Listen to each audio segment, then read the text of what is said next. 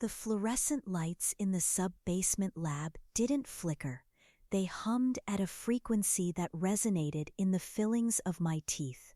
Dr. Sterling stood by the centrifuge, his lab coat so bleached it looked blue under the heavy tubes. He was holding a glass slide between two fingers, rotating it slowly to catch the light. The room smelled of isopropyl alcohol and the faint metallic tang of the ventilation system. He didn't look at me when I walked in. He just pointed at the digital terminal with his free hand. The cursor on the screen was blinking, a steady rhythmic pulse of green light against a black background. On the stainless steel counter, exactly 2 inches from the keyboard, sat a single half-eaten green apple. The flesh had turned a deep bruised brown where it had been exposed to the air. Sterling moved his hand to the mouse. The friction of the plastic against the metal table made a dry, scratching sound.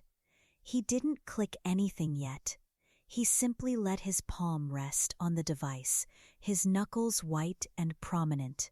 The clock on the wall was an analog dial, the second hand sweeping in a continuous, silent circle. He picked up a pipette, adjusted the dial with a series of sharp, mechanical clicks, and set it back down. He hadn't looked at the raw data files I'd flagged an hour ago. He never did.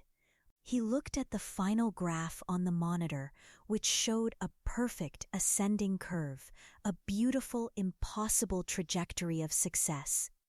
He turned the silver pen in his hand once, twice, then stopped. The air in the lab felt thick, like it was saturated with more oxygen than a human was meant to breathe. He leaned toward the screen, and the scent of his peppermint gum, sharp and artificial, cut through the chemical odor of the room. The lead author position is a heavy weight. It carries a specific gravity in the academic world, roughly equivalent to a royal title in a small country. You have to understand that this isn't about being a liar. It's about the momentum of a career. When you spend 6 years sleeping on a cot in a shared apartment and eating ramen so you can spend 20 hours a day staring at petri dishes, your sense of reality begins to warp. You reach a point where the truth feels less important than the result. He wasn't asking me to lie. He was asking me to refine the narrative. He pushed the keyboard toward me, the plastic feet dragging across the steel, with a sound like a long, slow intake of breath. Staying in this lab isn't a choice, it's an insurance policy. It's the only way to ensure the last 6 years weren't just a slow-motion suicide of my social life and bank account. Sterling finally spoke, his voice skipping the acknowledgement of the red-flagged cells in the spreadsheet. He asked if I'd checked the final formatting. I watched his finger hover over the print command for the federal submission form. The glow of the monitor hit his face, making his skin look like parchment stretched over a skull. He didn't wait for me to answer. He turned the monitor toward me and waited. I looked at the author list. My name was at the very top, not his, mine. I entered my credentials into the digital signature field. He watched my pulse in the side of my neck, not the screen. When the submission successful dialogue appeared, he nodded slowly. He reached into his lab coat and pulled out a small blue velvet box. He placed it on the counter. It opened with a soft, muffled click. Inside was a heavy gold-plated microscope pin, the Senior Fellow Award. The progress bar on the federal server moved in small, jerky increments, 10%, 25, 40. He told me that putting my name first was a gift. He said that at his age, he didn't need the glory, but a young researcher like me needed the armor of a major publication.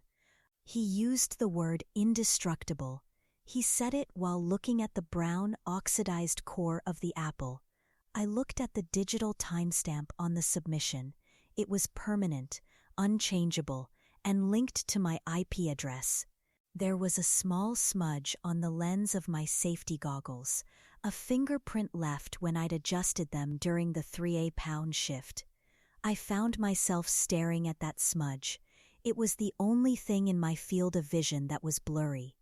Everything else, the forged data, the submission, the gold pin, was terrifyingly sharp. The logic is actually quite simple if you remove the ethics from the equation. If the drug works in the long run, does it matter if the initial trials were optimized? That's what he told me during my first year of the fellowship, and it's even more convincing now. By putting my name first, he was telling the world he believed in me. He was giving me the win I'd been starving for. People talk about selling out as if it's a sudden dramatic betrayal. It isn't. It's a series of professional upgrades, it's a lead authorship, it's a senior fellowship, it's a peppermint-scented pat on the back. You stay because he's convinced you that you're part of something historic. And once you believe you're making history, you stop worrying about the footnotes. The submission confirmed light on the terminal flickered once, a steady green eye watching me from the dark. Sterling turned away from the counter. He didn't sit back down. He walked to the door and engaged the electronic lock. The deadbolt clicked, and he didn't even look up from his clipboard. He just asked if I wanted to see the draft for the press release. He walked to the side of my stool and placed a hand on my shoulder, leaning over so his breath was warm against my ear. He asked if I remembered the Grant B-42 rejection. I told him I did. He asked if I remembered the audit that almost ended my career before it started. I didn't answer. He smiled, but his eyes remained cold, fixed on the printer as it began to spit out the federal confirmation pages. He told me that those problems were in the past now. They had been overridden by my new status. I watched the printer work. He saw the data points he'd told me to ignore. He saw the outliers that suggested the drug caused liver failure in 12% of the test group. He saw the signature on the form, my signature, declaring that all data was raw and unmanipulated. He didn't look worried. He looked like a man who had just handed someone else a heavy suitcase right before the security checkpoint. He took the gold pin from the box and pinned it to my lab coat. The needle was sharp. I felt it prick my skin through the fabric. He used his thumb to smooth the lapel of my coat. You're wondering why I didn't retract it the moment he left the room. But how? The moment that submit button was pressed, the data became federal property. If I report the fraud now, I'm not the whistleblower. I'm the primary suspect. My name is on the top line. My credentials signed the disclosure. My IP address sent the file. He is just the supportive mentor who gave a brilliant young woman a chance, only to be devastated by her ambition-driven deception. I am a passenger on a ship that's already hit the iceberg, and he's the only one with the keys to the lifeboats. You sit in the lab. You watch the green light of the cursor. You convince yourself that maybe the drug will work anyway. You stay because the alternative requires a level of public disgrace you're no longer prepared to survive. Sterling picked up the stack of papers from the printer. The heat of the fresh ink was palpable in the small space. He tucked the papers into a folder, with his name embossed on the front in gold. Then he picked up the brown apple core and tossed it into the biohazard bin. He turned the door handle and the electronic lock disengaged with a sharp mechanical snap. He told me to go home and get some sleep. He told me the investigators from the federal board would be here Monday to do the routine verification interview, and as lead author, I would be the only one they needed to speak with. He said I should be proud of what I'd accomplished. The logic was perfect. It was a closed loop. A high-speed career with no brakes and a brick wall at the end.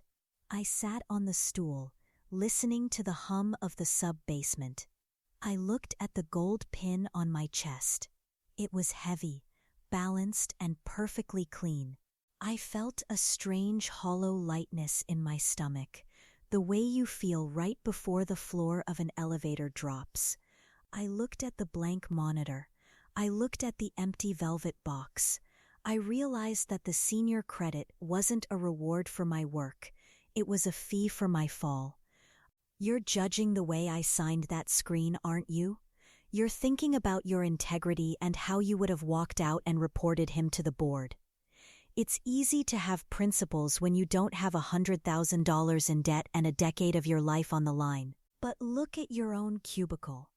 Look at the reports you've adjusted to make your boss look good, the small corners you've cut to meet a deadline, the way you've let someone else take the blame for a mistake just so you wouldn't have to explain it. You're already in the lab with me. You've been smoothing out your own curves for years. You'd have done the same for half the price, wouldn't you?